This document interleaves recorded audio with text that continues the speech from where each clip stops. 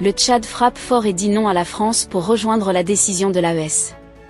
Comme au Mali, au Burkina Faso ou au Niger, l'armée française n'a plus où poser ses valises au Tchad. Le Tchad a enfin pris une décision très historique comme les pays de l'AES. Salut chers abonnés et bienvenue une fois de plus sur votre chaîne d'information préférée. Aujourd'hui nous allons faire un tour du côté du Tchad où le président Mahamat Idriss Déby a pris une décision très historique. Après le Mali, le Burkina Faso et le Niger, le Tchad rompt ses accords de coopération de défense avec la France, une décision très félicitée par plusieurs panafricains.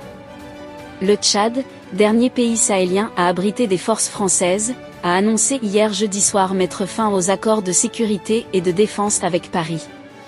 Cette annonce est survenue quelques heures après une visite du chef de la diplomatie française Jean-Noël Barrot. Le gouvernement de la République du Tchad informe l'opinion nationale et internationale de sa décision de mettre fin à l'accord de coopération en matière de défense signé avec la République française, a déclaré jeudi le ministre des Affaires étrangères tchadien Abderrahmane Koulamala sur la page Facebook du ministère.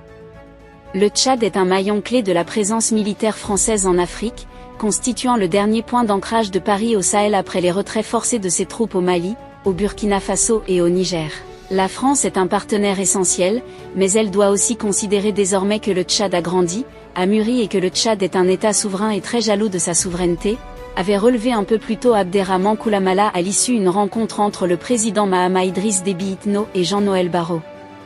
Arrivé jeudi soir en Éthiopie, le chef de la diplomatie française n'était pas immédiatement joignable pour réagir à cette information, tout comme le ministère français des Armées. En mai dernier se sont achevées à N'Djamena 3 années de transition avec l'élection de Mahamat Idriss Déby Itno, porté au pouvoir par une junte militaire après la mort de son père Idriss Déby tué par des rebelles au front.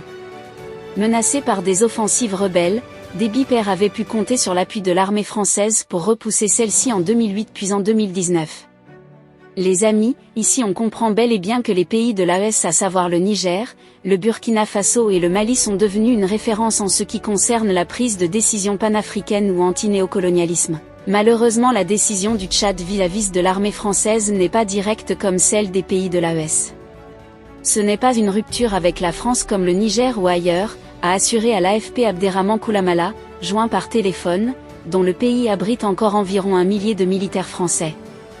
Le Tchad, conformément aux dispositions de l'accord, s'engage à respecter les modalités prévues pour sa résiliation, y compris le délai de préavis, précise le communiqué ministériel, qui n'évoque pas de date de retrait des troupes françaises. Néanmoins cette décision a été saluée par plusieurs panafricains. Cette annonce intervient alors que le président sénégalais Bassirou Diomaye Faye a également indiqué jeudi dans un entretien à l'AFP que la France allait devoir fermer ses bases militaires au Sénégal, invoquant, lui aussi l'argument de la souveraineté.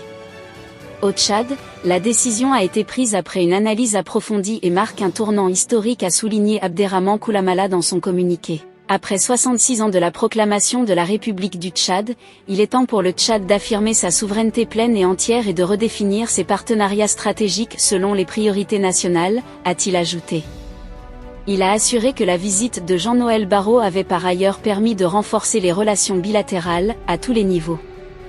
La visite de Jean-Noël Barrot visait à prendre la mesure de la crise humanitaire provoquée par la guerre au Soudan. Aux côtés du ministre tchadien, il avait visité les camps de réfugiés saoudiens à Adré, où il a annoncé une aide supplémentaire de la France de 7 millions d'euros pour les organisations humanitaires. Lundi, l'envoyé personnel du président français Emmanuel Macron en Afrique, Jean-Marie Bockel, lui avait remis son rapport sur la reconfiguration du dispositif militaire français en Afrique, qui prône un partenariat renouvelé et co-construit, selon l'Élysée. Chers abonnés, ce retrait des troupes françaises au Tchad ou en Afrique va en quelque sorte permettre aux pays africains de retrouver leur souveraineté. Donc cette décision du Tchad vient une fois de plus renforcer les décisions déjà prises par les pays de l'AES à savoir le Burkina Faso, le Mali et le Niger. Et pour nous, c'est une nouvelle très historique. Les amis, c'est là en quelque sorte l'information que nous avons pour vous aujourd'hui. Que pensez-vous de cette décision du Tchad vis-à-vis de l'armée française? Laissez votre avis en commentaire. Si vous avez trouvé la vidéo intéressante, cliquez sur j'aime et partagez à vos amis. Mais n'oubliez pas de vous abonner et de cliquer sur la cloche de notification pour ne pas rater mes prochaines vidéos.